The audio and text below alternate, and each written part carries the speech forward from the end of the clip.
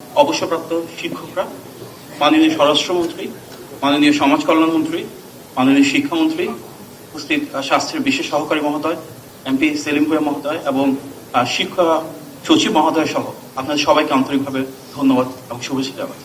আমার বিশেষ কৃতজ্ঞতা জানাই আমাদের সাথে ভার্চুয়ালি 64 জেলা থেকে সম্পৃক্ত বিভাগীয় কমিশনার বৃন্দ এবং জেলা প্রশাসক বৃন্দকে, যারা শিক্ষা মন্ত্রণালয়ের প্রতিটি কর্মসূচিকে, যেগুলো আমরা সারা দেশব্যাপী বিস্তৃত করেছি, সেগুলোকে সাফল্যমণ্ডিত করেছেন ধারাবাহিকভাবে।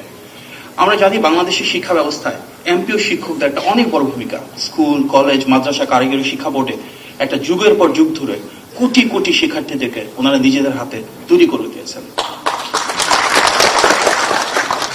আমরা অত্যন্ত সৌভাগ্যবান, জনগণের ভোটে নির্বাচিত মাননীয় প্রধানমন্ত্রী সেই আকাঙ্ক্ষাকে ধারণ করে শুরু থেকে বলে এসেছেন, এই বাংলাদেশকে যদি সামনের দিকে এগিয়ে নিয়ে যেতে হয়, তাহলে আগামীর বাংলাদেশের যারা কাণ্ডারি, সেই শিক্ষার্থীদেরকে যারা তৈরি করে, সেই কারিগর অর্থাৎ শিক্ষকদেরকে সর্বোচ্চ প্রাধান্য দিয়ে আমাদের শিক্ষা ব্যবস্থার সংস্কার করতে হবে।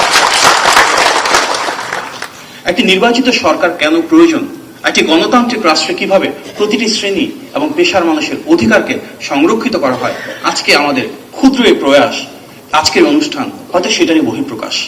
কারণ আমরা যদি দেখি, অবসর সুবিধা বোর্ড এবং কল্যাণ ট্রাস্ট খুব বড় দুটো উদ্যোগ, যেগুলো এমপিভুক্ত শিক্ষকদের স্বার্থকে সংরক্ষণ করেছিল, সেটি কিন্তু জনগণের ভোটে নির্বাচিত বিএনপি সরকারের সাবেক মাননীয় প্রধানমন্ত্রী দেশনেত্রী বেগম খালেদা জিয়ার হাতে তৈরি। এবং এই দুটো উদ্যোগের মাধ্যমে আমাদের এমপিভুক্ত শিক্ষকদের সবসময় অর্থনৈতিক সহযোগিতা করা হয়েছে, স্বনির্ভরতা নিশ্চিত করা হয়েছিল। কিন্তু আমরা দেখলাম কি, যখন ফ্যাসিবাদ কায়েম হলো, তারপর প্রাথমিকভাবে শুরু হলো এই অর্থটুকু ওনারা যখন পেতেন, নিজেদের অধিকার, সেটার জন্য ঘুষ দেওয়া হতো। এগুলোকে দলীয়করণ করা হয়েছিল, বেছে বেছে মানুষদেরকে দেওয়া হতো, আর যারা গণতান্ত্রিক মানুষ তাদেরকে বঞ্চিত করা হতো। বছরের পর বছর ধরে এভাবেই চলছিল। তারপর 2022 সাল থেকে সেটা সম্পূর্ণ বন্ধ করে দেওয়া হয়েছে। আমরা দেখেছি প্রায় 7,000 কোটি টাকা, যেটা আমাদের শিক্ষকদের শ্রম, ঘাম, অশ্রুতে অর্জিত, সেটা তৎকালীন ফ্যাসিবাদী সরকার লুণ্ঠন করেছিল। তারা সেটাকে আত্মসাৎ করে দেয়, তারা সেটাকে পাচার করে দেয়। আমাদের শিক্ষকরা সেই টাকা কখনোই পান নাই। নির্বাচিত সরকার দায়িত্ব নেওয়ার পর মাননীয় প্রধানমন্ত্রীর কাছে যখন এই তথ্যটা পৌঁছালো, উনি আমাদেরকে নির্দেশনা দিয়েছেন যে কোনো মূল্যে আমাদের শিক্ষকদের এই সমুদয় অর্থ দ্রুততম সময়ে ফেরত দিতে হবে। আর তাই সরকার গঠনের পর অত্যন্ত স্বল্প সময়ে 6 মাসের মাঝে প্রাথমিকভাবে আমরা 2,000 কোটি টাকার সংস্থান করেছি মাননীয় প্রধানমন্ত্রীর নেতৃত্বে, এবং মাননীয় শিক্ষামন্ত্রীর উদ্যোগে আমরা পর্যায়ক্রমে এই পুরোটা যত দ্রুত সম্ভব ইনশাল্লাহ আপনাদেরকে একটু ফিরিয়ে দিতে চেষ্টা করব।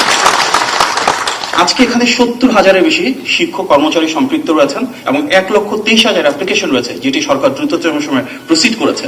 শুধু তাই না, একটা বড় পরিবর্তন হচ্ছে, হয়রানি এবং নৈরাজ্য যেন না হয়, যেন আমাদের শিক্ষকরা সরাসরি ওনারা এটা সুযোগটা পান, সেই জন্য আমরা ইএফটি এবং আইবাস প্লাস নিশ্চিত করছি।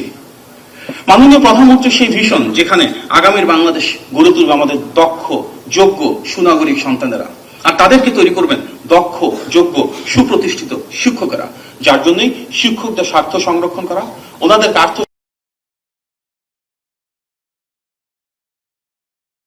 আমাদের সরকারের একটি অগ্রাধিকার। আর সেই শিক্ষকদেরকে যারা পথ দেখিয়েছেন, সেই অবসরপ্রাপ্ত শিক্ষকদের পাশে সবসময় আমাদের নির্বাচিত সরকার ইনশাল্লাহ মাননীয় প্রধানমন্ত্রীর নির্দেশনায় আপনাদের সাথে থাকবে। আজকে আমাদের শিক্ষকদের প্রতি এই রাষ্ট্রের পক্ষ থেকে ছোট্ট যে সম্মান, যে ভালোবাসা, তার কারণ অবসরপ্রাপ্ত শিক্ষকদের প্রতি রয়েছে আমাদের গভীর দায়বদ্ধতা। আপনাদের লক্ষ লক্ষ শিক্ষকদের হাত ধরেই আমাদের মতন কোটি কোটি শিক্ষার্থী আজকে সমাজের বিভিন্ন পর্যায়ে ছড়িয়ে গিয়েছে। আপনারা ভালো থাকলে ভালো থাকবে বাংলাদেশ, এবং আপনারা ভালো থাকলে এগিয়ে যাবে আমাদের নেতৃত্বে, আমাদের সাথে সমগ্র বাংলাদেশ। সুতরাং আগামীর বাংলাদেশ সমৃদ্ধ হবে, স্বনির্ভর হবে, আপনাদের হাতে গড়ে তোলা শিক্ষার্থীদের মাধ্যমে এগিয়ে চলবে, এবং আমাদের দিক থেকে মাননীয় প্রধানমন্ত্রীর নির্দেশনায়, মাননীয় শিক্ষামন্ত্রীর বিভিন্ন উদ্যোগে আমরা সব সময় আপনাদের জন্য যা কিছু করা সম্ভব একযোগে ইনশাল্লাহ করে যাবো। আপনার সবাইকে ধন্যবাদ। আসসালামু আলাইকুম।